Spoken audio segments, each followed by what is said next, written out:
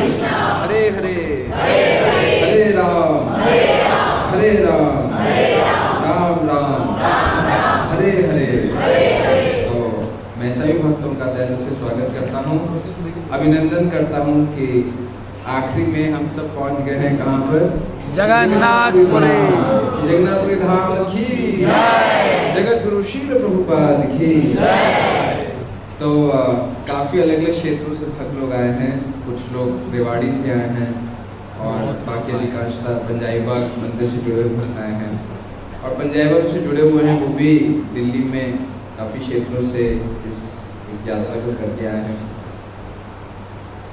कुछ तो राजधानी में आए जो 24 घंटे में भुवनेश्वर पहुंच गई, कुछ पुरुषोत्तम एक्सप्रेस में आए हैं जो 2 रात ट्रेन में बिता के आए हैं, कुछ लोग फ्लाई करके आए हैं, लेकिन सबने अपने व्यस्त कार्यक्रम में से ये समय निकाला कि हम लोग हवन के सर्वोस्थान जगन्नाथपुरी धाम की यात्रा कर सकें और वहाँ पर जगन्नाथ जी की मधुर कथा सुन सकें, जगन्नाथ जी की मधुर लीला का श्रवण कर सकें, जगन्नाथ जी को जान सकें, इस धाम के बारे में जान सकें और भगवान की भक्ति में भगवान की भक्ति में और भगवान के साक्षात्कार में और प्रगति कर सकें। तो विशेष धन्यवाद इस ग्रेस राम टोलना प्रभु का। मैं आप लोगों को बताना चाहूँगा कि कैंप के साथ तो अलग अलग लीडर्स आए हैं, लेकिन राम टोलना प्रभु और राधा गौरांगी माती स्पेसिफिकली कैंप में सिर्फ मैनेजमेंट करने के लिए आए हैं, ताकि बैकग्राउंड में आप आगे रह के समुद्र में स्नान भी करें, नरेंद्र सरोवर में स्नान करें, दर्शन करें, अलग अलग स्थान देख के आए, लेकिन पीछे सारे जो व्यवस्था है वो संभाल सके तो उसके राम को राधा और अपने पैसों से आए हैं, बल्कि यात्रा कमेटी इनको ऑफर किया कि आप जो भी खर्चा हो आपको तो आप मंदिर से वो खर्चा पूरा करें, लेकिन जेब से खर्चा करके आप सबकी सेवा करने के लिए, ताकि आपको सही समय प्रसाद मिल जाए, सही समय पर पूरे क्लास के अरेंजमेंट्स मिल जाए, सही समय पर ऑटो रिक्शा मिल जाए, सारी व्यवस्था सब कुछ हो सके। तो उसके लिए इन भक्तों ने बहुत योगदान दिया है, सुंदर कृष्ण प्रभु का भी और सब लीडर्स का, रूप सनातन प्रभु और अन्य सभी भक्त अपने क्लास लीडर्स का भी कि वो आप सबको यहाँ पर लेके आए। तो कैसा अनुभव है आपको यहाँ पर आकर? अब तक आपको कुछ समय? हाँ जी, एक बार कह रहे हैं जबरदस्त। और किसी का अनुभव है कि अभी तक आप लोगों ने क्या क्या किया पुरी धाम में आकर? आप शायद जगन्नाथ जी के दर्शन किए होंगे। कितने लोगों ने समुद्र में स्नान किया? तो मुझे जैसे सुंदर कृष्ण बुआ हमारे कमरे में बताया थे कि सबसे हिट होगा समुद्र स्नान में। तो उन्होंने जगन्नाथ दर्शन का नाम नहीं लिया, कीर्तन का नाम नहीं लिया, कुछ नहीं लिया, उन्होंने कहा समुद्र स्नान जो है वो सबसे फेवरेट था। तो कितने लोग आज ही आए हैं पुरी? कितने लोग आज पहुंचे और कितने लोग कल पहुंच गए थे? अधिकांश कल।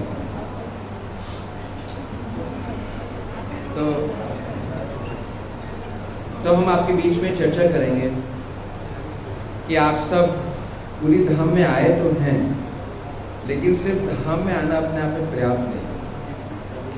शीला प्रभुपाद अपनी एक पुस्तक कृष्णा बुक में लिखते हैं कि सिर्फ टिकट खरीद कर, हवाई जहाज में बैठकर या रेलगाड़ी में बैठकर कोई धाम में नहीं आ सकता। धाम में तो बहुत सारे कर्मचारी भी आते हैं, गवर्नमेंट ऑफिशियल भी आते हैं और पर्यटक भी आते हैं, टूरिस्ट भी आते हैं। बाहर की दुनिया में अधिकांश लोग जगन्नाथपुरी, आप जानते हैं किस लिए आते हैं? बीच एरिया के। उनको लगता है कि ये बीच में हम एंजॉय करेंगे और वो बीच का आनंद लेना चाहते हैं। पास में कोणार्क मंदिर है, सूर्य मंदिर है, सन गॉड का टेम्पल है, उसको देखने जाते हैं, साइट सीइंग के लिए आते हैं। तो जगन्नाथपुरी में आकर भी वो क्या करते हैं? अपनी भोग और वासनाओं की इच्छा की पूर्ति करते हैं। आप जगन्नाथपुरी में देखेंगे, अभी आप जाएंगे देखेंगे कई रेस्टोरेंट्स में आपको मीट बिकते हुए दिखाई देगा, मांस भी बिकते हुए दिखाई देगा, शराब भी बिकती हुई दिखाई देगी और लोग समुद्र में सारे ऊंच नीच काम भी करते हुए दिखाई देंगे। तो ऐसे लोग भी आते हैं और बाहर के विजिटर्स भी आते हैं। तो आपको लगता है कि सिर्फ धाम में इस तरीके से आने के लिए और इस तरीके से आने से उनको जो धाम का महत्व है, धाम की महिमा है, उसका कुछ आभास भी होगा? आपको लोग लगता है कि ऐसा अनुभव होगा, या जगन्नाथ जी का कुछ अनुभव होगा, या पूरी धाम की महिमा का अनुभव होगा? तो पता भी नहीं चलता। जैसे लोग दिल्ली के पास में वृंदावन है, वृंदावन जाते हैं, लेकिन वृंदावन जाने का महत्व क्या होता है? क्योंकि वहाँ पर या तो चाट बढ़िया मिलती है, पकौड़े बढ़िया मिलते हैं, लस्सी बढ़िया मिलती है, पेड़े बढ़िया मिलते हैं, है ना? ये मथुरा के पेड़े और आगरा का पेठा, इसलिए लोग मशहूर हैं, इसलिए जाते हैं। इसलिए प्रभुपाद जी कहते हैं सिर्फ टिकट खरीदने से आप धाम में नहीं आ सकते। हाँ, उड़ीसा के एक भाग में आ सकते हैं, लेकिन पूरी धाम में नहीं आ सकते। तो पूरी धाम में आने का साधन क्या है? भगवद गीता में कहते हैं नाहम प्रकाश सर्वस्य योग माया समाविता मूढ़म अभिना जाति लोकोम अजम अव्ययम। गीता के 7वें अध्याय के 25 श्लोक में भगवान कहते हैं कि नाहम प्रकाश सर्वस्य योग माया समाविता,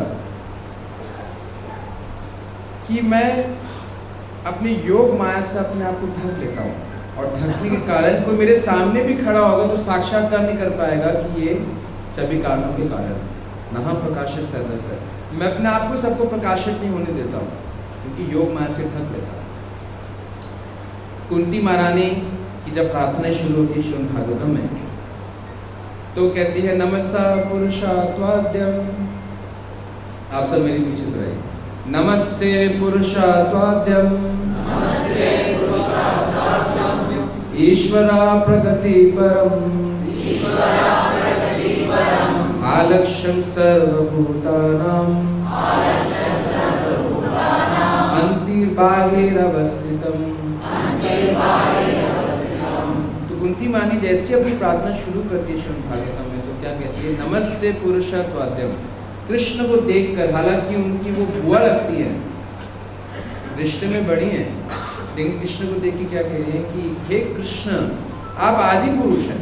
नमस्ते पुरुषात्वाद्यम, आप आदि पुरुष हैं, आपसे सब कुछ निकलता है, सबसे पहले व्यक्ति आप हैं। ईश्वरा प्रकृता परम, आप प्रकृति के तीनों गुणों से ऊपर हैं, गुणातीत हैं, गुणों का प्रभाव आपके ऊपर नहीं होता है। आदि पुरुष हैं, गुणातीत हैं, प्रकृति के 3 गुण आपके ऊपर प्रभाव नहीं डालते। अंतिर बाहिर अवस्थितम, आप हर जगह विद्यमान, आंतरिक रूप में भी सबके हृदय में है, और भारी अवस्था में हर परमाणु में है, हर आटम में है। लेकिन आलक्ष्य सर्वभूतानाम, आप हर जगह हैं, लेकिन लोग आपको देख नहीं पाते। तो मैं आपसे पूछता हूँ, ऐसे कैसे हो सकता है कोई चीज हर जगह हो लेकिन हम देख ना पाए? अगर एक चीज हर जगह व्याप्त हो और हम देख ना पाए, तो इसका मतलब भगवान ऐसी शक्ति रखते हैं कि अपने आप को ढक सकते हैं। तो कहते हैं आलक्ष्य सर्वभूतानाम अंतिर बाहिर अवस्थितम, आप अंदर भी हैं, बाहर भी हैं, लेकिन लोग आपको देख ही नहीं पाते। आप तीनों गुणों से ऊपर, आप आदि पुरुष हैं, लेकिन लोग आपको पहचान नहीं पाते। तो सिर्फ धाम में मौजूद होना जरूरी नहीं है कि आप जगन्नाथ जी का साक्षात्कार कर पाएं या धाम का साक्षात्कार कर पाएं, जरूरी नहीं है। तो हम क्या चाहेंगे कि हम इतनी दूर सफर करके धाम में आए भी, लेकिन धाम में प्रवेश ना हो? क्या हम चाहेंगे ऐसा? और कितने लोग चाहेंगे कि अगर हम धाम में आए हैं तो धाम का साक्षात्कार ही हो, धाम का अनुभव हो? तो क्या तरीका है, क्या जरिया है? तो उसका जरिया है श्रवण। हमारे शास्त्र बताते हैं कि ये जो चमड़े की चक्षु हैं, इससे भगवान नहीं दिखते। इस चमड़े के चक्षु से संसार की भी चीजें नहीं दिखती, सारी चीजें इस चमड़े की चक्षुओं से नहीं दिखती। इन चमड़े के चक्षुओं से संसारिक चीज कौन सी नहीं दिखती? ऐसा उदाहरण बताइए। इसी दीवार में, इसी कमरे में अगर हम रोशनी बंद कर दें तो ये कमरा भी दिखाई नहीं देगा, और वो तो छोड़ दीजिए कि दीवार के परे क्या। इसके अलावा हवा होते हुए भी हम नहीं देख पाते। किसी का मन, किसी की बुद्धि होते हुए भी नहीं देख पाते। कितनी सारी भौतिक पदार्थ हैं जो हम चमड़ों की चक्षु नहीं देख सकते, तो जो चिन्मय हैं उनको कैसे देख सकते हैं? तो इसलिए जो चिन्मय वस्तु है उनको देखने का जो तरीका वो है शास्त्र चक्षु, ज्ञान की चक्षु, और वो हमें मिलते हैं जब हम श्रवण करते हैं, सुनते हैं। तो कानों से सुनकर हम जान सकते हैं कि पुरी धाम है क्या, कि जगन्नाथ जी कौन है। बहुत लोग आके जगन्नाथ जी के दर्शन करते हैं, कोई लोग समझते हैं कि ये दुर्गा है। मैं सच्ची बता रहा हूँ, एक बारी मैं इस्कॉन मंदिर पंजाबी बाग में, कितने लोग आए हैं इस्कॉन मंदिर पंजाबी बाग?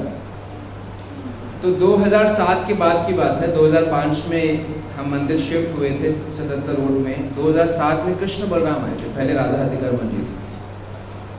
तो 2007 के बाद जब लोग मंदिर में आने लगे, पंजाबी बाग मंदिर के दरबार के सामने खड़े होने लगे, तो कृष्ण बलराम को देख के समझ नहीं पाते थे कि कृष्ण बलराम कौन है। कृष्ण को देख के समझ आते थे कृष्ण है, लेकिन बलराम को देख के उनको लगता था कि ये राधा ही है। तो उनको लगता था छोटे राधा राधिका रमन और ये बड़े राधा कृष्ण। बलराम को देख के भी राधा समझते थे। तो सिर्फ मूर्ति को देख के हम कितना समझ सकते हैं। जगन्नाथ जी के रूप को कोई लगता है कि ये भैरव का रूप है, किसी को लगता है बुद्धा का रूप है, किसी को लगता है कि दुर्गा का रूप है। जो लोग वैष्णव की संगत में ऐसे आते हैं वो ही जान सकते हैं कि ये कृष्ण का रूप है। इसलिए इतने भक्तों ने मेहनत की है कि यात्रा का आयोजन करने के लिए, ताकि आप वैष्णव के संग में आके, क्यों वो अपना चार्टर्ड अकाउंटेंसी का बिजनेस को छोड़कर, कितने सारे लीडर्स अपना काम छोड़कर आप सबकी सेवा के लिए, आप सबको बांध कर इस स्थान पे लेके आए, अपना समय दे रहे हैं, मेहनत दे रहे हैं। क्या उनका बाकी काम नहीं है? नहीं, लेकिन वो जानते हैं कि जब तक कोई वैष्णव किसी की सेवा नहीं करता है तो उसको विष्णु भी प्राप्त नहीं होते, विष्णु के भी दर्शन प्राप्त नहीं होते। तो जब हम शास्त्रों के बारे में वैष्णव से सुनते हैं तो समझ पाते हैं कि धाम क्या है और भगवान कौन है। तो इसलिए ये कक्षा सबसे महत्वपूर्ण है। नहीं तो धाम में हमारा सिर्फ जो समय भी जाएगा मनोरंजन में जाएगा, या तो अच्छे खाने में जाएगा, या घूमने में जाएगा, या खेलने कूदने में जाएगा, स्नान करने में जाएगा। लेकिन जो इन सब के पीछे उसकी महिमा है, उसका इतिहास है, उसकी महानता है, वो ऐसे सभा में जब बैठकर हम वैष्णव से श्रवण करते हैं तब वो मोतियों को जान पाएंगे। वो मोती हमें प्रकट होंगे जब उस स्थान में श्रवण करके जाएंगे।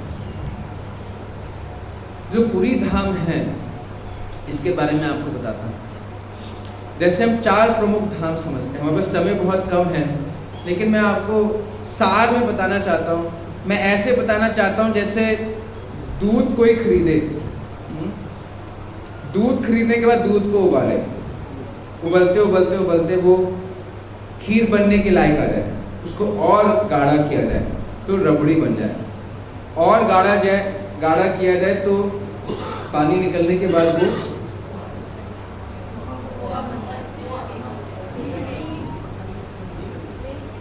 खोआ बन जाए, और उस खोए से फिर सुंदर पेड़े बने।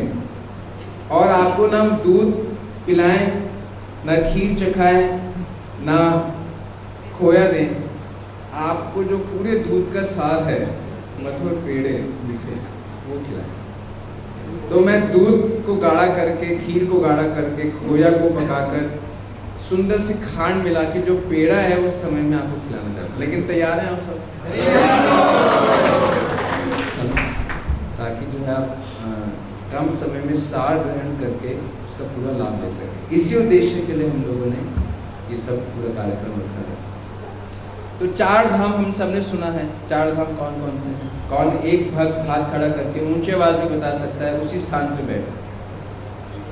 जी, वो माता जी बिल्कुल पीछे बैठी, जोर से चिल्लाना पड़ेगा आपको।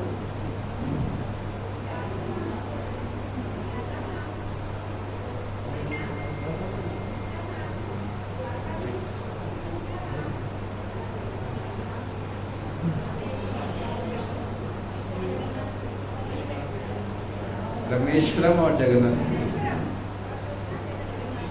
माते की जोरदार ताली। तो पहला धाम जो है वो बद्रीनाथ। तो भगवान सत्युग में बद्री विशाल बन के बद्रीनाथ धाम में निवास करते हैं।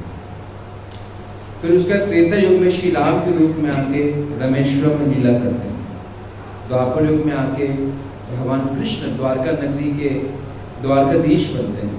और कलयुग में भगवान दारू ब्रह्म के रूप में जगन्नाथपुरी में निवास करते हैं। तो एक दारू ब्रह्म में जगन्नाथपुरी में निवास करते हैं और एक भक्त बनकर छन अवतार बन के चैतन्य महाप्रभु रूप में सुंदर लीला करते हैं। तो दोनों कलयुग के अवतार दारू ब्रह्म के रूप में जगन्नाथ और एक भक्त रूप में चैतन्य महाप्रभु, दोनों पूरी धाम में रहते हैं, जगन्नाथपुरी धाम में रहते हैं। तो वास्तविकता में जो कलयुग के भगवान है चैतन्य महाप्रभु या जगन्नाथ दारू ब्रह्म, दोनों जगन्नाथपुरी में निवास करते हैं। इसलिए हमारे लिए पूरी धाम का महत्व और भी बढ़ जाता है। तो जगन्नाथपुरी धाम में भगवान कैसे निवास करते हैं, इस धाम की महिमा क्या है, इसके बारे में हम स्कंद पुराण से ऐसा पढ़ते हैं कि एक बार कुछ ऐसा होता है, अगर आप श्रीमद् भागवतम पढ़ेंगे तो श्रीमद् भागवतम में पढ़ते हैं कि श्वेत वराह कल्प में ब्रह्मा जी के एक दिन को एक कल्प माना जाता है।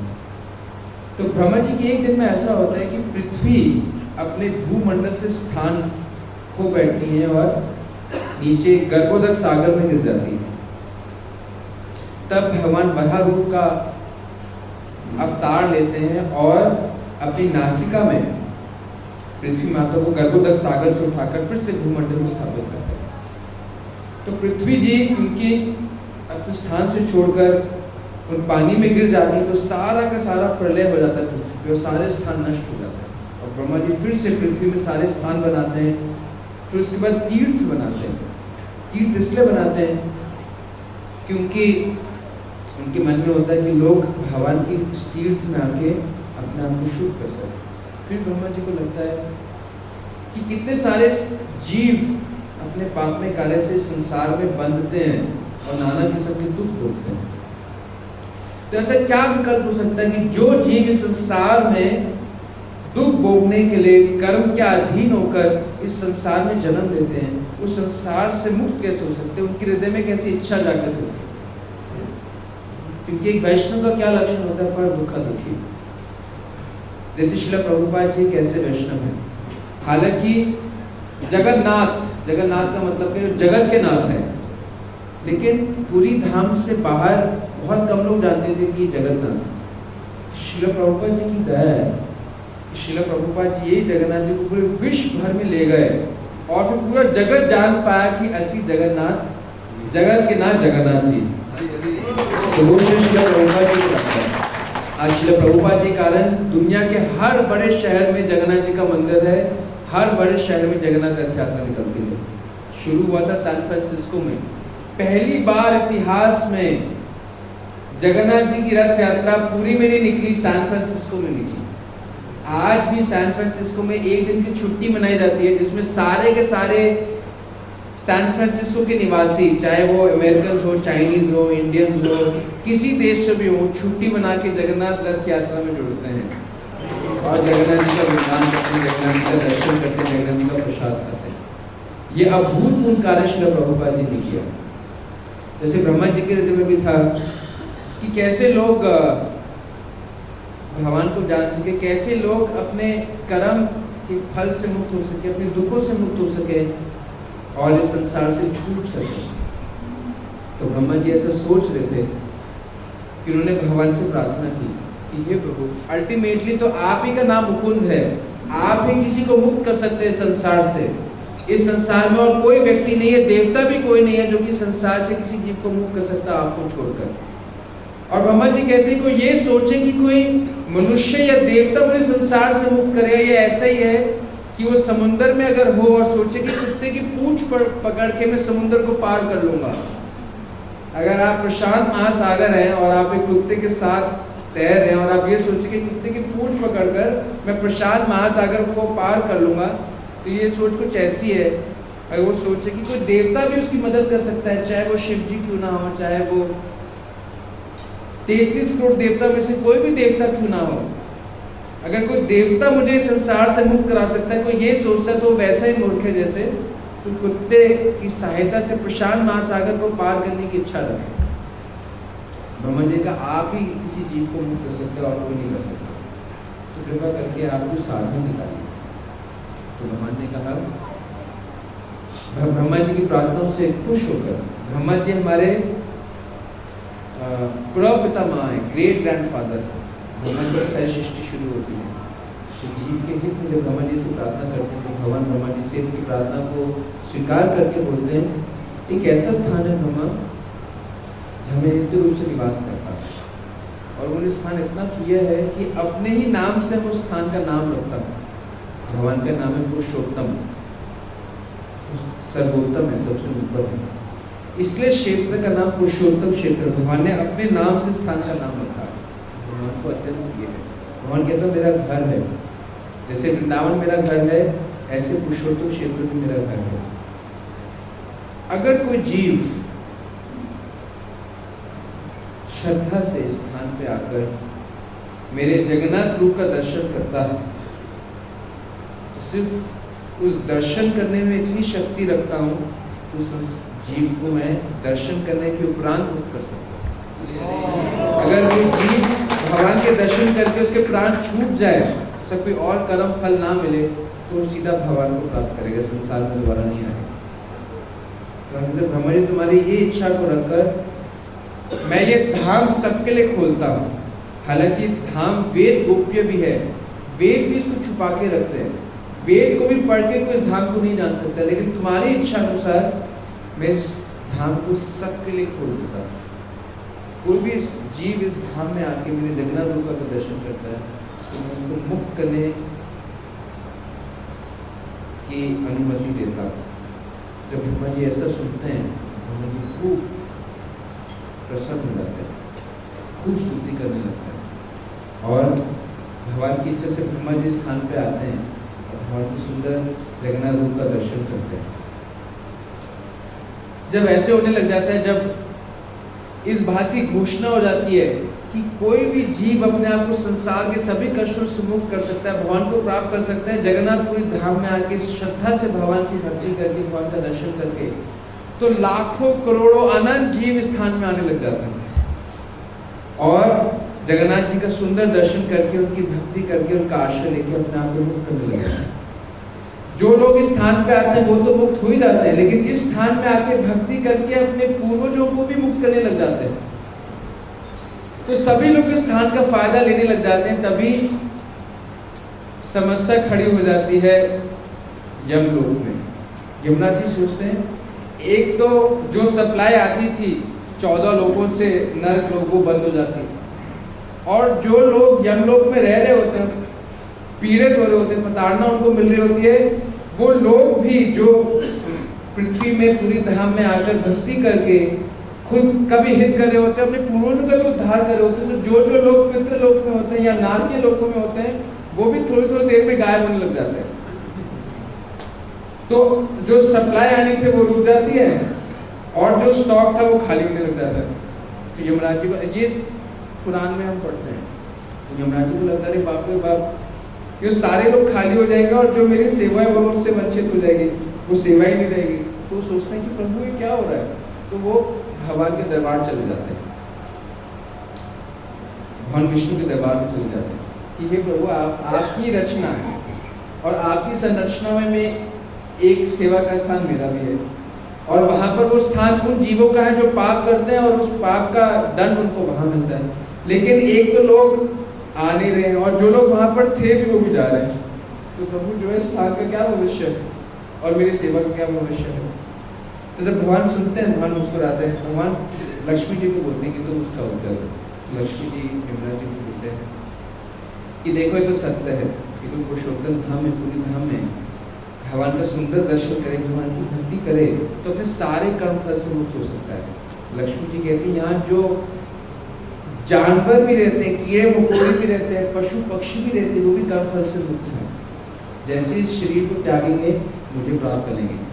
कोई भी व्यक्ति अगर यहाँ पर आकर अपने जीवन को खत्म करता है, उसके संसार में दोबारा जन्म नहीं होगा, वो हमारे धाम पे ही आएगा। ये तो बदल नहीं सकता, ये तो ब्रह्मा जी ने स्थापित कर लिया, ये अब नित्य सत्य बन गया, ये ऐसा ही रहेगा। तो यमुना जी कहते हैं कि देखिए संसार की रचना करने वाले भी आप हैं, किसको क्या दंड मिल रहा है वो भी आप ही निर्धारित करते हैं, ना के लोग भी आप ही बनाए हैं। तो अगर आप ही ऐसा चाहते हैं तो मैं उसमें हस्तक्षेप कैसे कर सकता हूँ? लेकिन अगर इस धाम की इतनी महिमा है तो कृपा करके इस धाम की महिमा के बारे में बताइए। और लक्ष्मी जी उनको पूरी धाम की अनंत महिमा के बारे में बताने करके, जो कि हम चर्चा नहीं करेंगे, क्योंकि मुझे एक और सुंदर लीला बतानी है जिसके ऊपर अभी हमारी सुंदर नाटिका है, जो कि भी आप देखेंगे, फिर बाकी का कार्यक्रम भी है। तो यहाँ पर जगन्नाथ रूप कैसे आया और ये जगन्नाथ जी का रूप ऐसा कैसे है? अभी आपने सुना कि शास्त्र बताते हैं जो जगन्नाथ का अद्भुत रूप है कि स्वयं कृष्ण है। ये भैरव नहीं है, बुद्ध नहीं है, देवी नहीं है, ये त्रिभंग श्याम सुंदर है। लेकिन त्रिभंग श्याम सुंदर रूप जैसे दिखता नहीं है। जैसे त्रिभंग श्याम सुंदर रूप कैसा दिखता है? भगवान अपने हाथों में क्या धारण करते हैं? बांसुरी धारण करते हैं। जगन्नाथ जी के हाथ में बांसुरी दिखती है आपको? भगवान 3 जगह से टेढ़े खड़े होते हैं, अपने पैरों से, अपने कमर से और अपने गर्दन से। जगन्नाथ जी बिल्कुल सीधे लकड़े के समान खड़े होते हैं। भगवान की सुंदर उंगलियां हैं, पैर की उंगलियां हैं, लेकिन जगन्नाथ जी की कोई पैर नहीं है, जगन्नाथ जी के हाथ नहीं है, जगन्नाथ जी की उंगलियां नहीं। और भगवान के सुंदर नए नक्श हैं। यहाँ जगन्नाथ जी की बड़ी बड़ी मोटी मोटी आंखें, बड़ी मुस्कान है और बड़े विस्मय करने वाला रूप है। तो ये रूप कैसे जगन्नाथ जी ने धारण किया? जगन्नाथ जी यहाँ पर आए कैसे? तो इसके बारे में लीला आती है कि राजा इंद्रदुम्न थे। सतयुग में राजा इंद्रदुम्न का राज्य था अवंती में। आप जानते हैं अवंती कौन सा शहर है? कौन सा शहर है अवंती?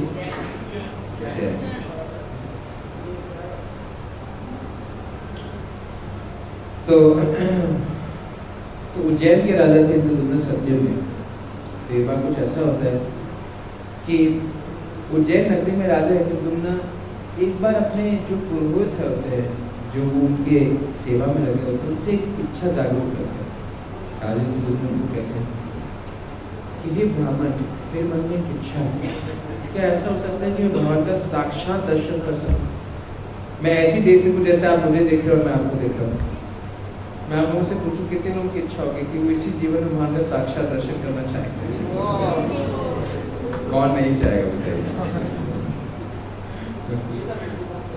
तो मन में इच्छा है कि हे प्रभु ने ब्राह्मण देव से कहा, हे ब्राह्मण देव, भगवान कहते हैं कि नमो ब्राह्मणे देवाय गो ब्राह्मणिताय च। भगवान ब्राह्मणों भी बहुत प्रिय होते हैं। तो क्या ऐसा हो सकता है कि मैं भगवान के साक्षात दर्शन कर सकूं? कोई ऐसा स्थान है इस पृथ्वी पर? तो ब्राह्मण सोचने लग जाते हैं कि ऐसा कौन सा स्थान होगा कि भगवान साक्षात दर्शन दे सके। तो वो सोचते हैं कि मैं कुछ ऐसे लोगों से पूछूंगा जो कि तीर्थ यात्रा करते हैं, उनका ऐसा कभी साक्षात्कार हुआ। तो कई लोगों से बात करने के बाद एक ऐसा तीर्थ यात्री उनके सामने आता है, वो कहता है कि हाँ, एक ऐसा स्थान है जहाँ भगवान के साक्षात दर्शन होते हैं, उस स्थान के बारे में बता सकते। ब्राह्मण बड़ा आनंद विभोर हो जाता है। तो तीर्थ यात्री को लेकर राजा इंद्रदुम्न के पास जाता है, कहते हैं कि हे प्रभु, ये तीर्थ यात्री एक ऐसे स्थान के बारे में बता रहा है जहाँ पर जा सकते हैं और वहाँ का साक्षात दर्शन आपको हो सकता है। तो राजा इंद्रदुम्न बोलते हैं कि बताओ स्थान कहाँ पर है? तीर्थ यात्री बताते हैं कि एक उत्कल देश नाम के स्थान है, दक्षिण भारत में समुद्र के नजदीक महानदी नदी है, उस पीछे एक ऐसा स्थान है जिसका नाम है उत्कल देश। तो उड़ीसा को उत्कल बोला जाता है, उत्कल देश बोला जाता है। तो वहाँ पर एक ऐसा स्थान है जहाँ पर एक नीला पर्वत है। आप लोगों ने कभी नीला पर्वत देखा है? नीले रंग का पर्वत देखा है? कहाँ देखा? कहाँ देखा आपने?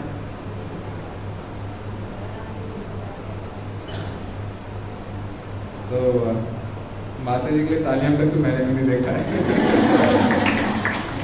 और अभी तक तो मैंने सुना भी नहीं किसने देखा है। तो माता जी के चरणों में प्रणाम करेंगे हम, वो उनका दिव्य अवस्था है।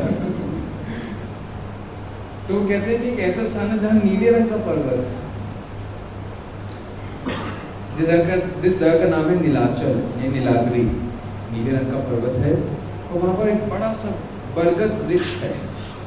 उस बरगद वृक्ष की पश्चिम दिशा में बड़ा सा कुंड है, उसका नाम रोहिणी कुंड। उस रोहिणी कुंड में अमृत तुल्य जल, उस जल में कोई स्नान करता है तो ऐसा लगता है कि सारे कलमश से मुक्त हो गया।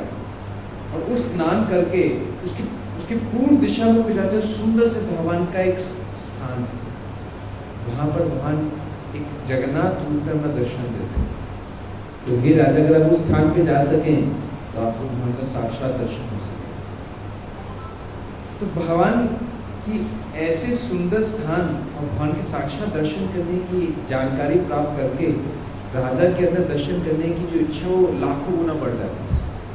ये ब्राह्मण कहते हैं, हे प्रभु, उस स्थान पे तो शायद अभी तक कोई गया भी ना हो, कोई मानव भी ना गया हो, बहुत कम ही लोग से स्थान परिचित है। तो मैं अपने छोटे भाई को पहले भेजता हूँ, उस स्थान को प्राप्त करके वो एक व्यवस्था बना देगा ताकि आप वहाँ जा सकें। तो विद्यापति नाम, इनके छोटे भाई का नाम था विद्यापति। तो मैं विद्यापति को भेजता हूँ, पहले वो जाकर दर्शन करके एक साधन बना देगा ताकि आप जा सकें, ताकि आपको मुश्किल ना हो। तो विद्यापति ब्राह्मण ऐसा आदेश प्राप्त करके निकल जाता है स्थान की ओर।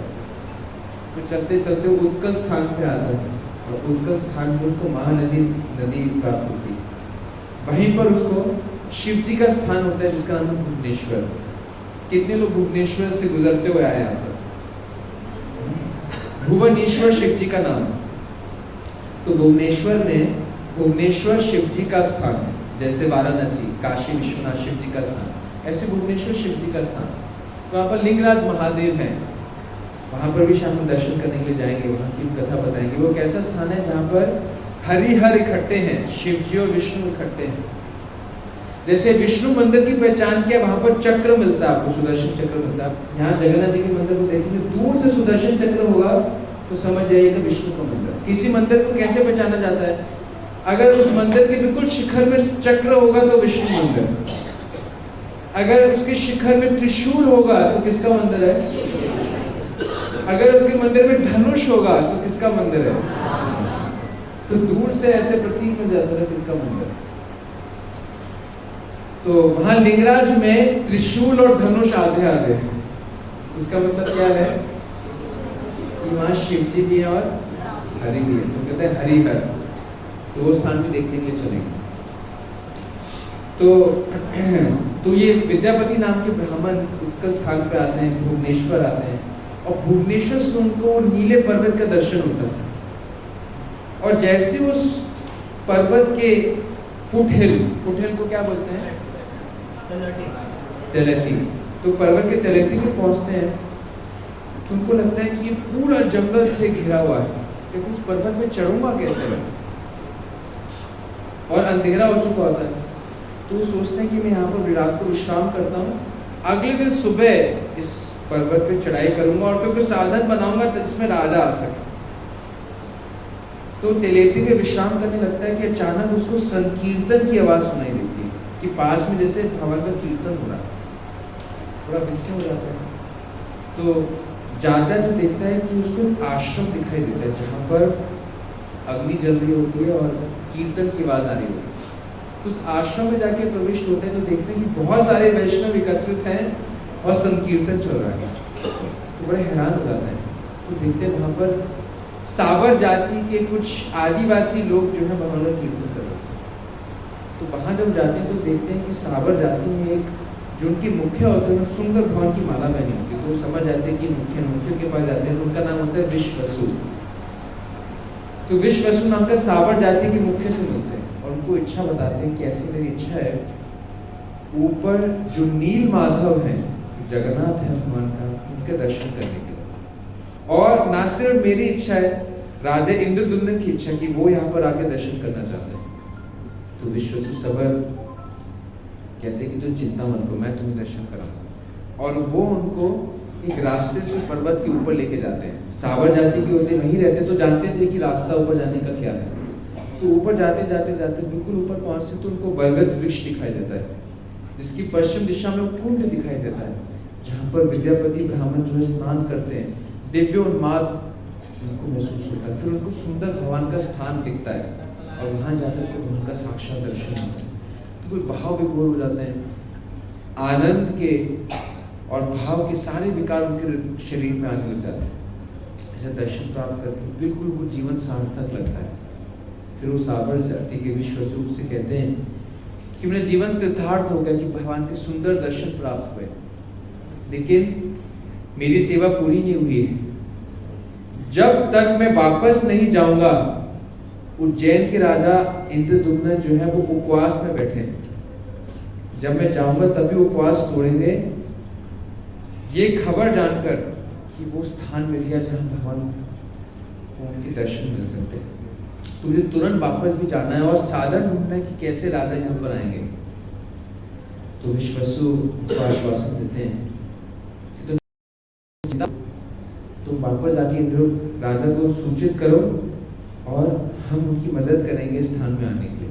तो विद्यापति तुरंत जाते हैं अवंती की तरफ और आनंद विभोर होते हुए कीर्तन करते हुए अवंती पहुंचते हैं। राजा उपवास में बैठे होते हैं, समझ इंतजार कर रहे होते हैं कि कब खुशखबरी आएगी। जैसे विद्यापति आते हैं, राजा उनको बिठाते हैं, उनकी पूजा करते हैं, उनकी सेवा करते हैं, उनको कुछ खिलाते हैं, उनकी आरती करते हैं, उनसे पूछते हैं उनका कैसा यात्रा रहा। और जब उनको पता चलता है कि उनको दर्शन हुए भगवान के, उनको लगता है कि अब मेरा जीवन सार्थक हो जाएगा। और उनके साथ में ना सिर्फ वो, पूरा का पूरा राज्य और आसपास के जितने राजा होते हैं, सबकी इच्छा हो जाती है कि सब के सब इस स्थान को छोड़कर इस स्थान पे आके भगवान का दर्शन करेंगे, यही निवास करेंगे। और एक बहुत बड़ी टोली इस स्थान की तरफ आने लग जाती है, जैसे रेवाड़ी, पंजाबी बाग की पर आई, इसी मंशा से आने के ठाकुर जी के दर्शन करेंगे। तो जब यहाँ पर पहुँचते हैं और उत्कल राज्य में प्रवेश करते हैं, भुवनेश्वर ही पहुंचते कि अचानक क्या होता है कि एक सैंड स्टॉर्म हो जाता है। एक ऐसा तूफान आ जाता है जहां पर चारों तरफ मिट्टी मिट्टी हो जाती है। तो जो उत्कल के राजा हैं, इंद्रदुम्न आने से उनको मिलने के लिए आते हैं और उनको बोलते हैं कि आप यहाँ पर प्रकट तो हुए हैं, तो ये शुभ का सूचक तो है, लेकिन साथ साथ में यहाँ पर एक भयंकर तूफान आ गया। और इस तूफान ऐसा आया है कि इसके आने से चारों तरफ त्राही त्राही हो गई और लोग ना अपने जीवन निर्वाह करने के लिए भोजन की व्यवस्था कर पा रहे हैं और साधन की व्यवस्था कर पा रहे हैं और बड़े कष्ट में हैं। लेकिन अगर आप यहाँ पर आए हैं तो निश्चित रूप से कुछ मंगल होगा और चीज़ें ठीक होंगी। तो राजा जब ये सुनते हैं तो थोड़ा सा उनके दिल में भय आ जाता है और उनके मन में सबसे बड़ी शंका क्या आती है कि इस तूफान से मेरा जो उद्देश्य है वो पूरा होगा या नहीं होगा, कोई बाधा तो नहीं पड़ जाएगी। लेकिन जैसे जैसे वो आगे बढ़ते हैं तो उनको नारद जी से भेंट होती है। तो नारद जी उनको साथ साथ उनको मिलते हैं, उनके साथ साथ चलते हैं। फिर चलते चलते वो नीलाचल पर्वत पे पहुंचते हैं और फिर साबर विश्वसु से ऊपर पहुंचते हैं। उनको बरगद का वृक्ष दिखाई देता है और वो रोहिणी कुंड दिखाई देता है। लेकिन जिस स्थान पे सुंदर सा विष्णु का मंदिर था जहाँ दर्शन होते थे, वो पूरे रेत से थक जाता है और वो स्थान लुप्त हो जाता है। तो जैसे वो राजा पहुंचते हैं कि लगभग वहां पहुंचने के बाद भी उस स्थान लुप्त हो जाता है, तो राजा खूब क्रंदन करते हैं और अपने भाग्य को दोष देते हैं और नारद मुझसे प्रार्थना करते हैं कि कोई विकल्प बताए। तो नारद जी बोलते तुम चिंता मत करो, भगवान किसी की इच्छा पूरी करे या ना करे, अपने वैष्णव की इच्छा जरूर पूरी करते हैं, क्योंकि तुम भगवान के भक्त हो, तुम भगवान की भक्ति करते हो, तो तुम्हारी दर्शन करने की इच्छा जरूर पूरी होगी।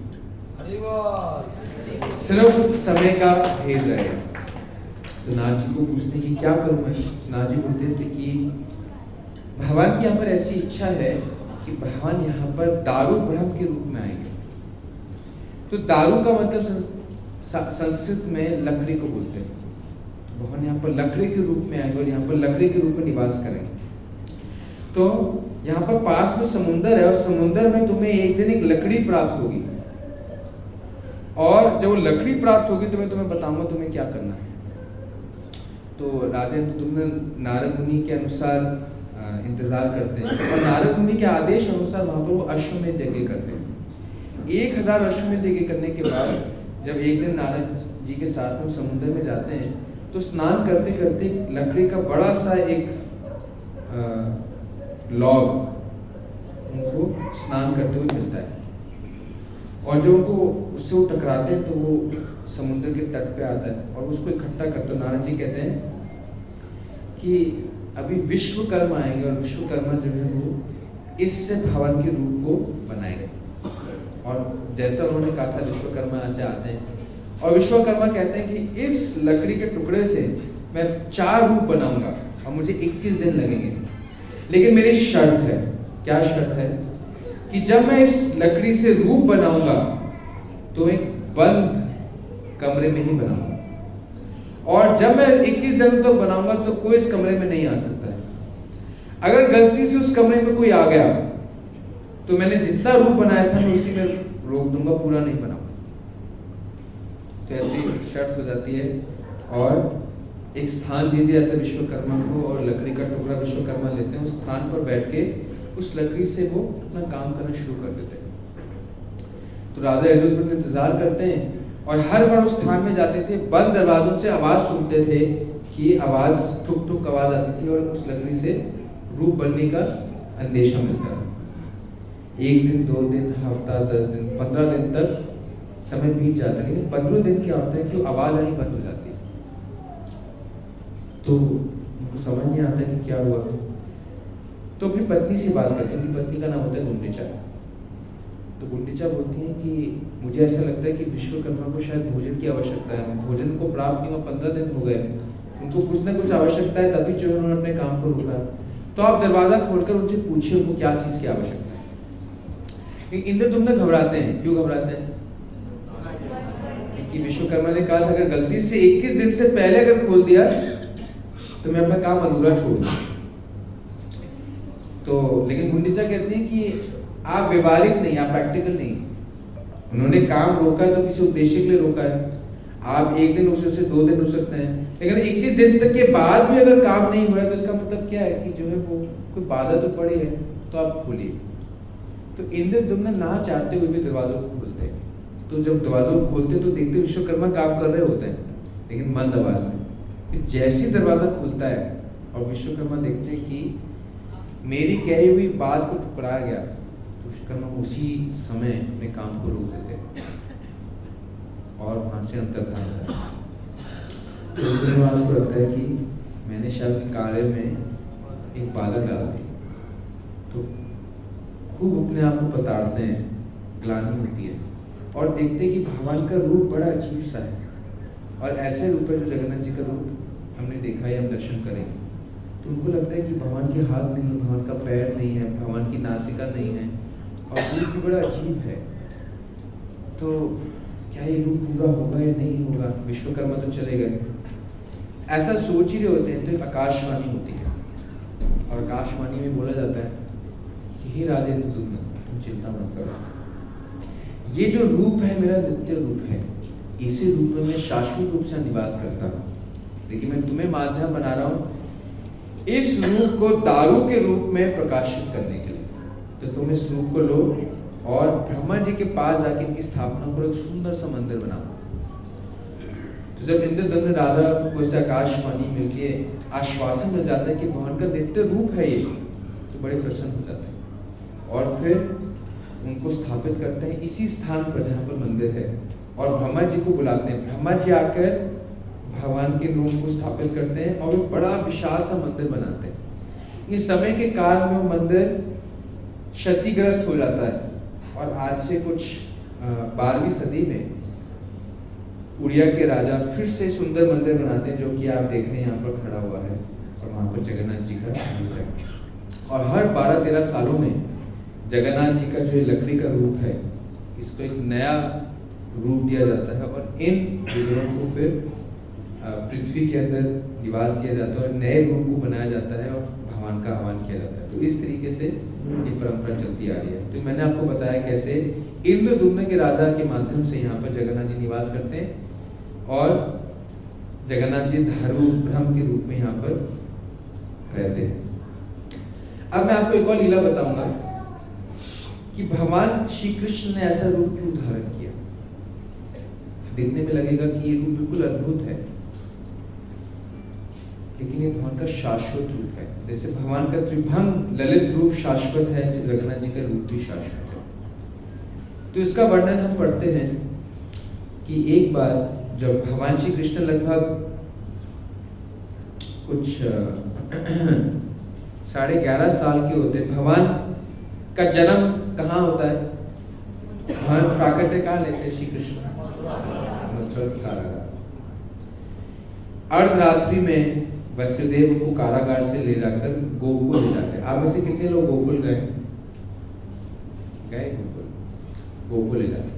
लगभग वहाँ 3-3.5 साल तक गोकुल रहते हैं, और गोकुल के बाद भगवान कई स्थान में रहकर छठीकरा,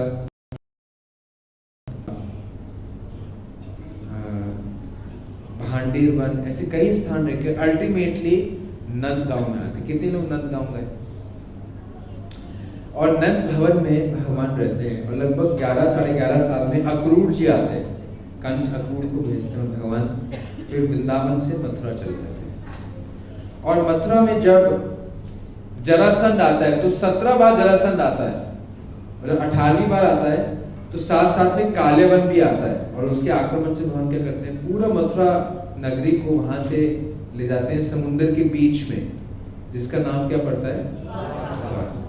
तो ऐसी जब भगवान रातों रात सब मथुरा वासियों को समुद्र के बीच में एक स्थान बना देते हैं, जो विश्वकर्मा जिसकी सृष्टि करते हैं, जब मथुरा वासी उस स्थान पे अपनी आंखें खोलते हैं तो देखते हैं ये नया स्थान कौन सा है? ये वो स्थान तो नहीं है जहाँ पर हम हर रोज रहते थे। तो सब लोग पूछते हैं कि द्वार कहाँ है, द्वार कहाँ है बाहर जाने के लिए, अंदर आने के लिए? तो द्वार कहाँ है, द्वार कहाँ है, नाम पर जाता है, और सब लोग द्वारका में रहने लग जाते हैं। तो एक बार क्या होता है कि द्वारका नगरी में 16,108 महल होते हैं, जहां भगवान के 16,108 रानियों के साथ रहते थे। 16,108 महल थे, भगवान 16,108 विस्तार करते थे। तो जब दिन शुरू होता था और जब भगवान का ऑफिस का समय होता था, तो सुधर्मा नाम का भगवान का वो स्थान था जहां भगवान बैठक करते थे, मीटिंग करते थे। तो जब भगवान को सुधर्मा नाम का हॉल में जाना होता था, 16,108 महल से 16,108 कृष्ण निकलते थे, एक बन जाते थे सुधर्मा हॉल से पहले, और सुधर्मा में प्रविष्ट होते थे। और जब बाहर निकलते थे एक कृष्ण 16,108 बन जाते थे, और 16,108 अलग अलग महल में जाके 16,108 रानियों के साथ लीला करते थे।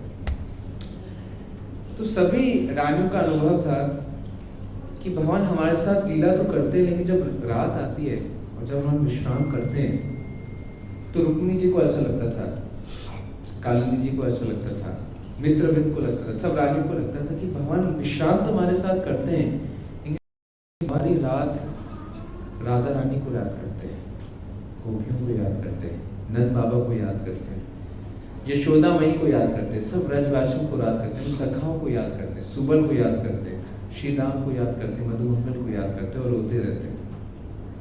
तो भगवान कहते हैं कि दिन में तो वो हमारी सारी सेवा स्वीकार करते हैं, आदान प्रदान करते हैं, शायद हमें खुश करने के लिए करते हैं, लेकिन रात भर जब वो अकेले होते हैं तो सारी रात उनकी चिंतन में रोते हैं। तो ऐसे हमारे प्रेम में क्या कमी है, हमारी सेवा में क्या टूटी है कि भगवान अंदर से फिर भी ब्रजवासियों से ज्यादा प्रेम करते हैं। सभी रानियों को ऐसे साक्षात्कार होता था, अनुभव होता था, सबके हृदय में बहुत एक पीड़ा होती थी कि हमारी सेवा में क्या टूटी है, हमारे प्रेम में क्या कमी है कि भगवान हमसे ज्यादा ब्रजवासियों की सेवा को याद करते हैं, उनके प्रेम को याद करते हैं। तो सब तो कभी ब्रज गए ही नहीं, हमें तो पता ही नहीं कि उनका प्रेम क्या है। देखेंगे तो पता चलेगा ना क्या सेवा करते हैं भगवान की। तो अचानक उनके मन में आया कि पूरे द्वारका नगरी में एक ऐसा व्यक्ति है जो कि वृंदावन में भगवान के साथ रहता था, उन्होंने सारी भगवान की लीलाओं को देखा है, क्योंकि देवकी जी नहीं गई, वसुदेव नहीं गए, मथुरा वासी तो गए नहीं थे वृंदावन, लेकिन एक वृंदावन में एक रहती थी जो कि बाद में मथुरा आई और बाद में द्वारका आई, वृंदावन की भगवान की सारी बाल लीलाएं को देखा है। और वो कौन थी? रोहिणी। क्योंकि रोहिणी किनकी माँ है? बलराम जी। तो जब बलराम जी को जन्म लेना था तो रोहिणी माँ कहाँ थी? नंद बाबा के घर में, नंद भवन में थी। उन्हीं के सामने कृष्ण बलराम जन्म लिए, उन्हीं के सामने कृष्ण बलराम सब खेले, उन्हीं के सामने कृष्ण बलराम मथुरा गए। तो सब 16,108 डैडों ने निर्धारित किया कि हम सब रोहिणी माता को घेर के पूछेंगे कि व्रजवासियों की क्या सेवा है, उनका क्या भाव, उनका क्या प्रेम। तो सब आती है रोहिणी माता के पास, एक तरीके से अपनी सासू माँ के पास, उनसे पूछती कि आप बताइए कि व्रज का क्या राज है, क्या राज है। जब ऐसे वो पूछती हैं रोहिणी माता से, तो रोहिणी माता कहती हैं कि मैं तुम्हें बता तो सकती हूँ वृंदावन की लीला है, वृंदावन भक्तों का भाव, लेकिन वो इतना गहरा है, अगर गलती से कृष्ण ने सुन लिया और बलदेव ने सुन लिया तो मैं तुम्हें आश्वासन दिला सकती हूँ कि द्वारका कभी नहीं आएंगे, सीधा वृंदावन चले जाएंगे और वृंदावन से कभी द्वारका वापस नहीं लौटेंगे। तो तुम्हें मंजूर है? कैसे मंजूर हो सकता है? तो एक प्लान बनाते हैं कि आप हमें बताइए, लेकिन कानों कान खबर किसके पास नहीं पहुंचनी चाहिए? कृष्ण बलराम के पास। तो योजना बनाते हैं कि टाइम फिक्स होता है कृष्ण बलराम का जाने का और टाइम फिक्स होता है आने का, उनको पता है कि मेरे पास इतना समय। तो जब कृष्ण बलराम चले जाएंगे सुधर्मा तो हम सब इकट्ठे होंगे और आप हमें सुंदर व्रज की महिमा के बारे में बताइए।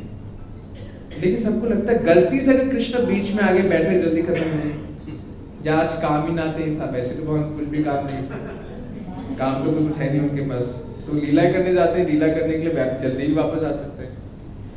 तो इमरजेंसी प्लान के लिए, कंटिजेंसी प्लान के लिए क्या करते हैं, द्वार में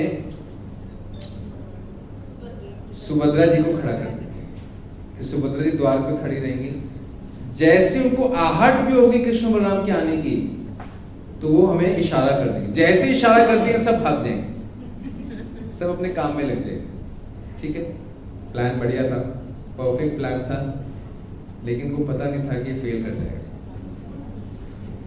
तो ऐसे ही होता है, कृष्ण बलराम चले जाते हैं सुधर्मा की तरफ, टाइम आ जाता है, 16,108 रानी इकट्ठी हो जाती है, रोहिणी माता को बीच में बिठाती है व्यास आसन में सब नीचे बैठ जाती हैं और वृंदावन की महिमा शुरू हो जाती है, वृंदावन की कथा शुरू हो जाती है। और सुधर्मा और सुभद्रा जी की सेवा लग जाती है कि सुभद्रा जी द्वार पे खड़ी रहेंगी और चेक करेंगे कृष्ण बलराम आए। रोहिणी माता जैसे कथा शुरू करती है और वृंदावन वासियों के बारे में बताने लगती है, उनका हृदय इतना विवल हो जाता है, उनकी कथा में इतना अमृत प्रकाशित होता है। वृंदावन की जब लीलाओं के बारे में वृतांत सुनाती हैं, ऐसा लगता है कि पूरा संसार शून्य बन जाता है और उन सभी रानियों के लिए समय ठहर सा जाता है और सब भारी अवस्था को भूल जाती है, सब भूल जाती है वो कौन है, वो कहाँ है, सब उस कथा के माध्यम से सब वृंदावन चले जाते हैं और भूल जाते हैं कि वो द्वारका में, और उनके साथ साथ सुभद्रा जी भी चली जाती है और भूल जाती है कि उनको द्वार में किसी और कार्य के लिए खड़ा किया। जैसे अगर मैनेजर कथा सुनने लग जाए तो बाकी सब व्यवस्था अस्त व्यस्त हो जाएगी तो उनको जो है वो एक त्याग देना पड़ता है कि सेवा में लगना पड़ता है, कथा के आनंद से अपने आप को वंचित रखना पड़ता है। तो सब खो से जाते हैं, सब वृंदावन निकल जाते हैं और सब भारी अवस्था से भूल जाते हैं और डूब जाते हैं वृंदावन वासियों के प्रेम में, वृंदावन वासियों की सेवा में, वृंदावन वासियों के त्याग में। और रोहिणी जी बताती हैं, मैं शास्त्रों में आता है, राधा रानी भगवान की विरह से इतना वियोग करती थी, जो उनकी उंगली की अंगूठी थी उनका कड़ा बन जाती। जब भगवान को बताना था उद्धव को या कि कैसे पता चलेगा कि नंद बाबा का घर कौन सा है, यशोदा जी का घर कौन सा है, तो बताते थे कि जिस घर से अश्रुओं की तुम्हें नदी दिखाई देना, समझ जाना कि वो यशोदा जी का घर। अश्रुओं की नदी देखी कभी किसी ने जिस घर से अश्रुओं की नदी प्रवाह हो रही हो तो समझ जाना वहां यशोदा और राधा है। ऐसे बात होती थी। तो वो द्वारका की रानियां हैरान हो जाती थी कि ऐसा प्रेम किसके हृदय में हो सकता है? चैतन्य चरितामृत की अंत्य लीला में चैतन्य महाप्रभु राधा रानी के प्रेम के बारे में बताते हैं। लोगों को लगता है राधा और कृष्ण केवल एक संसारिक लड़का लड़की के प्रेम के समान है। संसारिक प्रेम का क्या परिभाषा है? एक लड़का लड़की के साथ क्यों संग करता है? उसको लगता है कि ये लड़की मुझे खुश कर सकती है, ये लड़की को भोग करके मैं संतुष्टि प्राप्त कर सकता हूँ, इसलिए लड़की का संग करता है।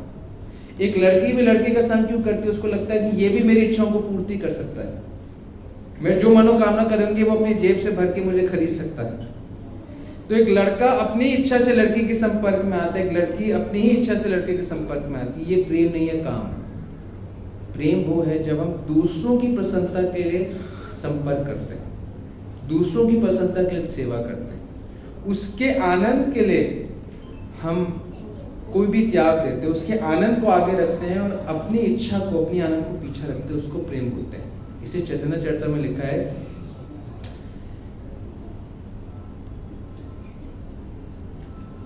आत्म इंद्रिय प्रीति इच्छा तारे बलि काम, कृष्ण इंद्रिय प्रीति वांछा धारे प्रेम नाम। आत्म इंद्रिय प्रीति इच्छा तारे बलि काम, जिसमें अपनी इच्छा आगे है तो वो प्रेम नहीं है, काम है। कृष्ण इंद्रिय प्रीति वांछा धारे प्रेम नाम, जब कृष्ण को इंद्रियों को संतुष्ट करने के लिए कार्य किया जाता है वो इच्छा प्रेम, काम नहीं। तो चैतन्य महाप्रभु अंत्य लीला में बताते हैं कि राधा रानी को लगता था कि अगर मेरी उपस्थिति से कृष्ण को आनंद मिलता है तो मैं कृष्ण के सामने उपस्थित रहूंगी, मेरी अनुपस्थिति से कृष्ण को आनंद मिलता है तो मैं अनुपस्थित रहूंगी। किसी अन्य गोपी की उपस्थिति से कृष्ण को आनंद मिलता है तो उसके घर में जाके मैं उसके पास संवाहन करूंगी, मैं उसके सामने गिड़गिड़ाऊंगी, रोऊंगी और उसके दुपट्टे को खींच कर कृष्ण के पास ले जाऊंगी ताकि कृष्ण उसकी उपस्थिति से आनंद ले सके। और राधा रानी कहती हैं कि एक कहानी बताती हैं कि मार्कंडेय पुराण में कथा आती है एक सती की। कितना समय हमारे पास हो? 5 मिनट। तो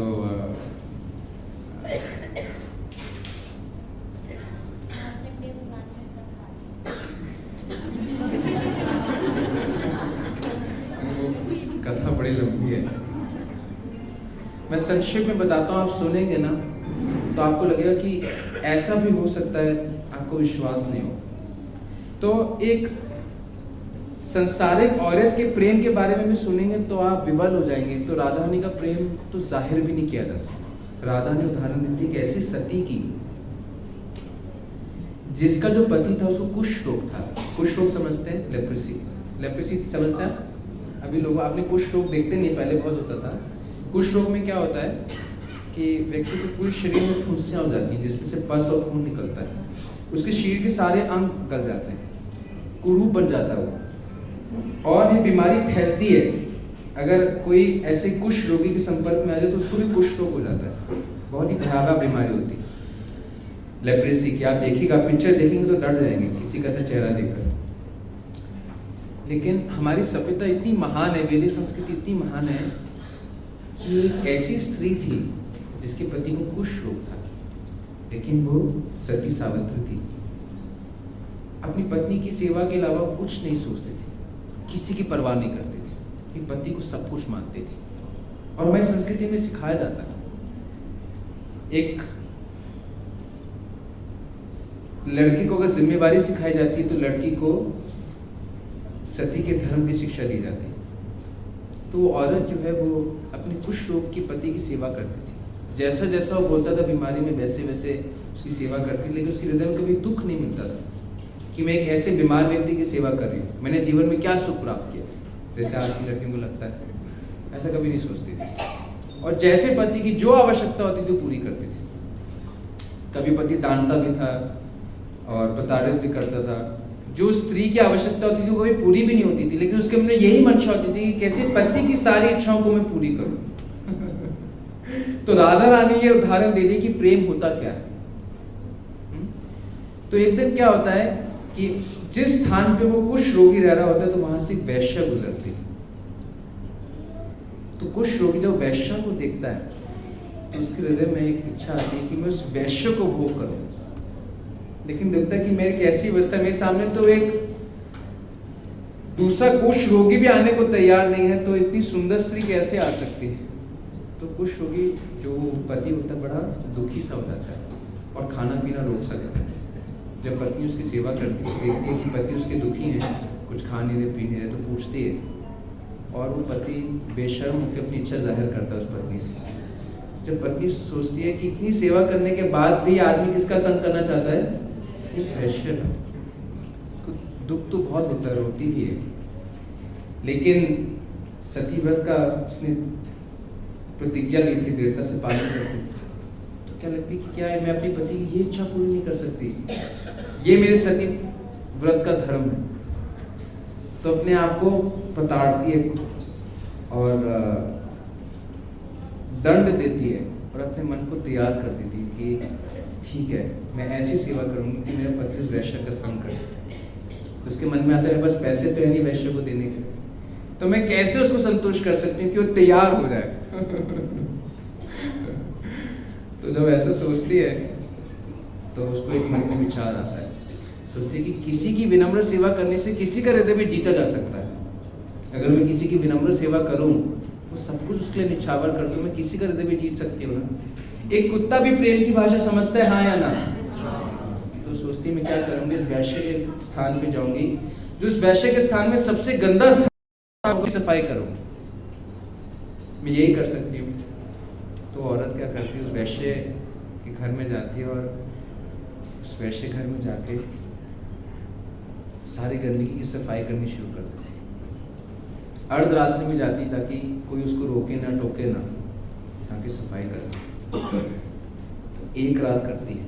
अगले दिन वैश्य जब देखती है कि इतना गंदा स्थान रहता था, हम जानते हैं वैश्य घर कैसे हो सकता है, देखती पूरा चमचमाता हुआ मिलता है, तो हैरान हो जाती है कि ऐसा कैसा, इतना बड़ा परिवर्तन कैसे।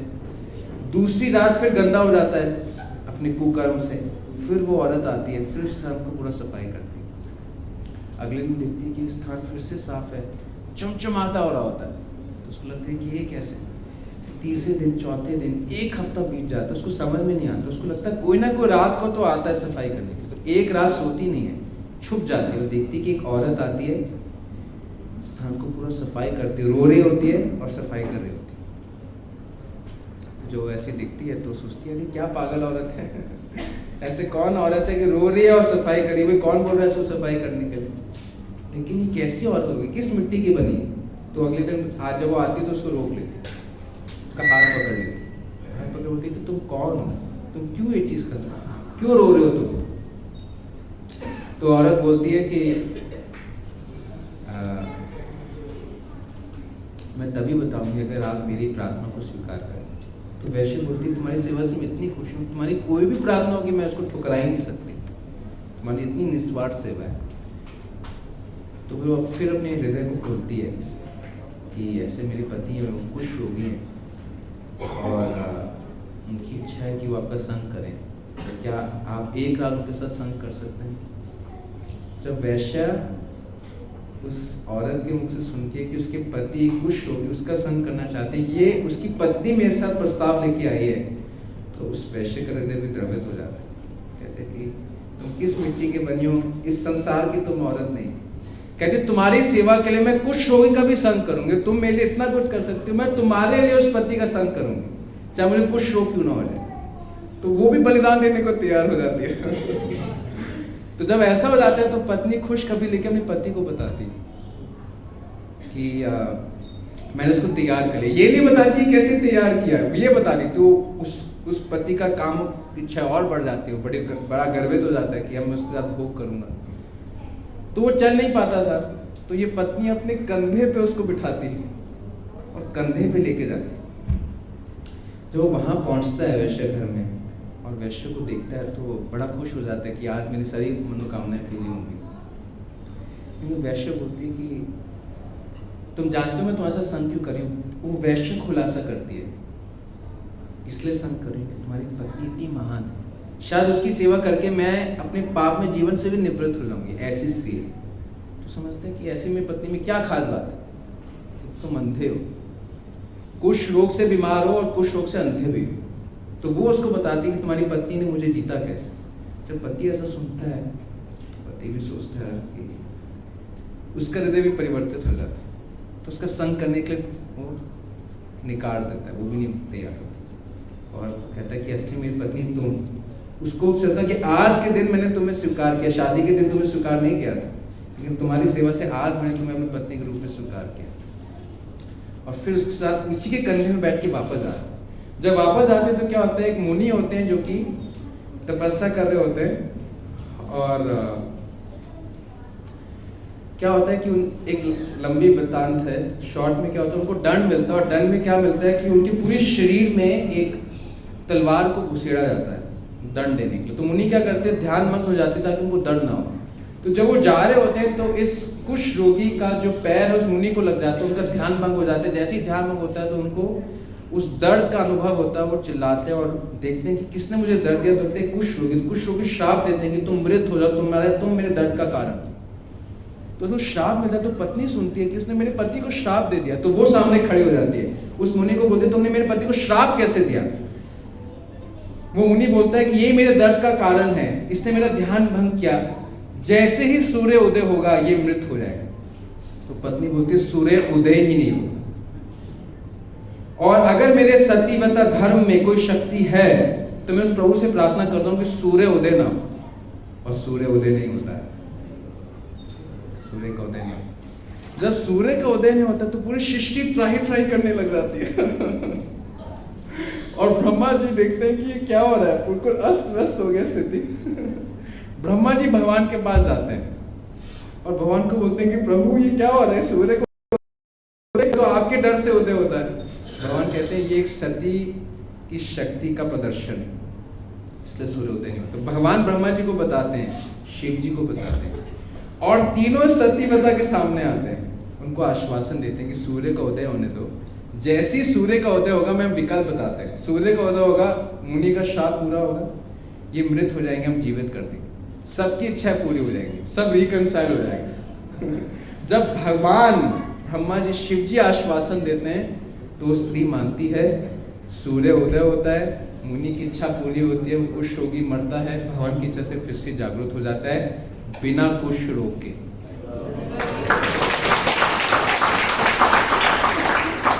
तो राधा रानी ये उदाहरण देती है कि एक सतीव्रता ऐसे कर सकती है, तुम कृष्ण के लिए क्या कर सकती हो।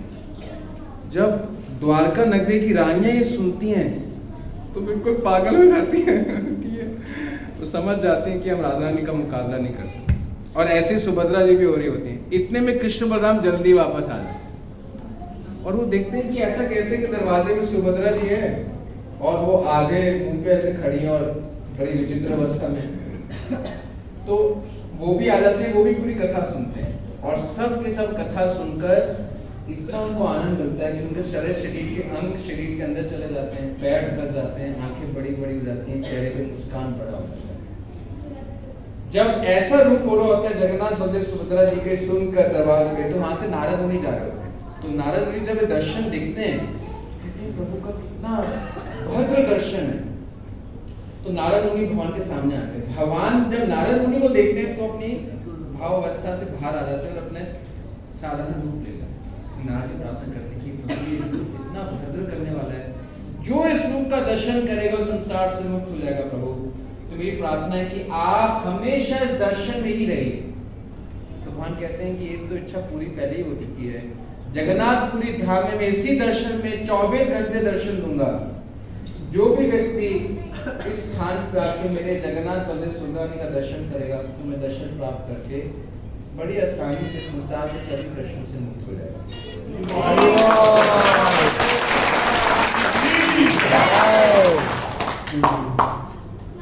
ये महात्म्य है जगन्नाथ जी की सुंदर दर्शन के।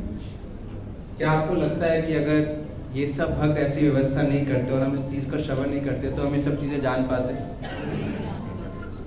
इसलिए आपसे प्रार्थना है कि आप, सबसे महत्वपूर्ण है जब हमारे बड़े भक्त भगवान के विषय में कथा करें तो आप सबसे आगे बैठकर उसके बारे में सुने। जब ये सुनकर आप जगन्नाथ जी का दर्शन करेंगे तो आप उस भाव का भी अनुभव कर पाएंगे जिस चीज को जागरूक करने के लिए वो वहां पर बैठे हैं। ठीक है, श्री जगन्नाथ बलदेव सुभद्रा महारानी की जय, जगन्नाथपुरी धाम की जय, गुरु श्री प्रभुपाद की जय, प्रेमानंदे हरि बोल। इस पूरी लीला के ऊपर एक बहुत सुंदर नाटिका है जो कि अभी प्रस्तुत होगी, उसका दर्शन करें। फिर उसके बाद हम लोग आप सबके लिए जगन्नाथपुरी का प्रसाद लेके आए हैं, आपको जगन्नाथ मंदिर का प्रसाद खिलाएंगे। फिर हम रात को दर्शन करने के लिए जाएंगे। तो कुछ इम्पोर्टेंट अनाउंसमेंट्स हैं। सुंदर कृष्ण को आप करना चाहेंगे? तो कुछ इम्पोर्टेंट अनाउंसमेंट्स है। ये हमारा ओरिएंटेशन क्लास है। तो हम आपसे क्या प्रार्थना करना चाहते हैं? देखिए, हम यहाँ पर कितने दिन के लिए आए? आज कौन सी तारीख है? 6 तारीख, 6, 7, 8, 9 को वापस आ रहे हैं। 9 कुछ लोग 9 रात को वापस आ रहे हैं, कुछ लोग 10 तारीख को वापस आ रहे हैं। तो 6, 7, 8, 9 ज़्यादा 4 दिन आपके पास, 4 दिन 4 रात। लेकिन जगन्नाथपुरी में इतनी सारी चीज़ें आपको बताने के लिए और दिखाने के लिए कि शायद 1 महीना भी कम है। भगवान की कथा तो अनंत है, लेकिन जो हम देख सकते हैं उनकी कथा को जानने के लिए भी 1 महीना कम है। तो हम 4 दिनों में जो सबसे महत्वपूर्ण चीज़ें हैं वहाँ ले जाना चाहेंगे। तो हम क्या चाहेंगे कि हम सब इकट्ठे रहें। अगर हम अपने इंडिपेंडेंट प्लान बनाएं कि चलो हम लोग जगन्नाथपुरी धाम में आए तो हम कोणार्क भी चलते हैं, चलो वहाँ सन टेम्पल देखेंगे, या फिर हम लोग जो है वो आसपास जो है वो जैसे कोणार्क है, जैसे वहाँ पर और बीच भी है और वहाँ पर जो है वो बहुत सारे दूसरे टूरिस्ट स्पॉट्स भी हैं। ऐसे हम छिन-भिन हो जाएंगे और एक साथ जब चीज़ें नहीं देखेंगे तो आपको लगता है हम धाम में आने का पूरा लाभ ले पाएंगे? तो मेरी क्या प्रार्थना आपसे कि जब अनाउंसमेंट्स हो तो हमको ऐसी जगह में ले जाएंगे। मैं आपको गारंटी बता सकता हूँ, आप जब खुद आएंगे तो उस जगह के बारे में आप नाम भी नहीं सुन पाएंगे, जाना तो बहुत दूर की बात है। तो 4 दिनों में सबसे इंपॉर्टेंट प्लेसेस को हमने आइडेंटिफाई किया जहां आपको लेके जाएंगे, क्योंकि इस यात्रा को ले जाने में भी समय लगता है। तो हमने चुना है जो सबसे महत्वपूर्ण जगह है वो सब स्थान में आपको लेके जाएंगे, वहां के बारे में बताएंगे, वहां दर्शन कराएंगे और आपको उसका अनुभव दिलाएंगे। तो मेरी सबसे पहली प्रार्थना ये है कि आप अपने प्लान न बना के हमारे साथ इस पूरी यात्रा में रहें, पहला। दूसरा, हमने एक व्हाट्सएप ग्रुप्स बनाए, जिस व्हाट्सएप ग्रुप्स में हम इंफॉर्मेशन पोस्ट करते हैं। अभी तो आप सब बैठ के सुन रहे हैं, लेकिन ऐसे तो होगा नहीं। तो ग्रुप्स में अगर आप एक्टिव रहेंगे तो वहाँ पर हम पोस्ट कर देंगे, तो हमारी ये उम्मीद या अपेक्षा रहेगी कि आपके पास तुरंत वो इन्फॉर्मेशन आ जाएगी। जैसे हम ग्रुप में पोस्ट करेंगे, अभी हम ये कर रहे हैं, या हमारा नेक्स्ट प्लान ये है, या अभी नेक्स्ट शेड्यूल ये है, तो कृपया करके ग्रुप्स में एक्टिव रहिए। जो हम शेड्यूल बताएं उसमें आप अलर्ट रहिए। और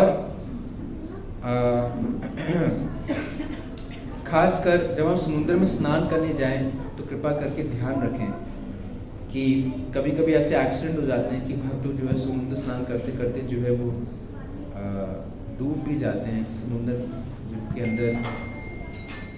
खेल खेल में जो है कुछ दुर्घटना भी हो जाती है। तो कृपा करके इस चीज़ का ध्यान रखें। जैसे आग से खेलना खतरनाक है, ऐसे पानी से भी खेलना खतरनाक है। इस चीज़ का ध्यान रखें और अपने अपने भक्तों के साथ रहे और उनके साथ रह के इस 4 दिन में आप पूरा कृष्ण भावना भावित इस कार्यक्रम में जुड़ के अपने इस यात्रा में खूब भक्ति में प्रगति करें, इस मंशा से इस कार्यक्रम में। ठीक है, तो कोई इंडिपेंडेंट प्लान ना बनाएं, अनाउंसमेंट्स को ध्यानपूर्वक सुने, व्हाट्सएप ग्रुप्स पे एक्टिव रहें, क्या अनाउंसमेंट्स होंगी, और शेड्यूल में आप जुड़ पाएँ तो अपने सेहत का ध्यान रखें, अच्छी तरीके से नींद लें, जल्दी रेस्ट कर लें, ताकि हम सुबह सुबह उठकर अपनी पूरी माला जप करके पूरे दिन भर हम यात्रा के साथ रहें, ताकि हम बीमार ना पड़ें और हमारा समय ज़्यादा दिन की नींद में न जाए, रात की नींद में हम जल्दी सोकर अपनी नींद पूरी कर सकें।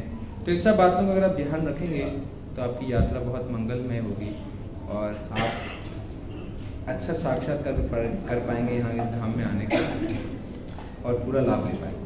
ठीक है,